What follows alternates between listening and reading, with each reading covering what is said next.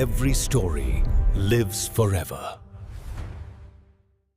বন্ধুরা, আজ আমরা এমন এক সত্যের মুখোমুখি হব যা হয়তো শুনতে কষ্টকর, কিন্তু চেপে রাখলে ইতিহাস আমাদের ক্ষমা করবে না।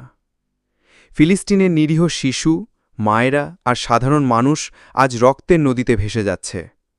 আর এর আড়ালে যে শয়তানি শক্তি কাজ করছে তার নাম হলো আমেরিকা। 2023 থেকে আজ পর্যন্ত আমেরিকা ইসরায়েলকে দিয়েছে প্রায় $17.9 বিলিয়ন সামরিক সহায়তা। প্রতি বছর নির্দিষ্ট চুক্তি অনুযায়ী $3.8 বিলিয়ন গ্যারান্টিযুক্ত সহায়তা দিয়ে থাকে, যা চলবে 2028 সাল পর্যন্ত। জাতিসংঘে যখনই ফিলিস্তিনের পক্ষে কোনো প্রস্তাব এসেছে, আমেরিকা বারবার ভেটো দিয়ে তা আটকে দিয়েছে। শুধু টাকা নয়, উন্নত যুদ্ধবিমান, নৌবহর আর প্রতিরক্ষা ব্যবস্থা সরবরাহ করে ইসরায়েলকে আজ এক হত্যাযন্ত্রে পরিণত করেছে। অথচ আমেরিকা মুখে বলে মানবাধিকার, শান্তি আর স্বাধীনতার কথা, কিন্তু বাস্তব হল শিশু হত্যাকারী রাষ্ট্র ইসরায়েলের পাশে দাঁড়িয়ে তারা সবচেয়ে বড় অপরাধের অংশীদার।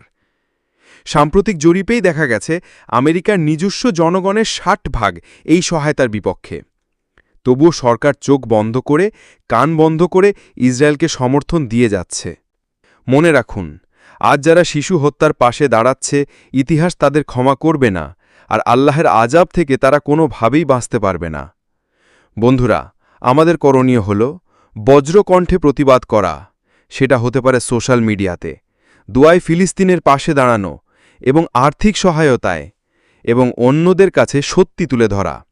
চাইলে ভিডিওটা শেয়ার করতে পারেন, কারণ ইতিহাস লিখে রাখবে কে ছিল নীরব দর্শক আর কে দাঁড়িয়েছিল সত্যের পক্ষে। আজকের মতো এখানেই শেষ করছি। দেখা হচ্ছে পরবর্তী ভিডিওতে।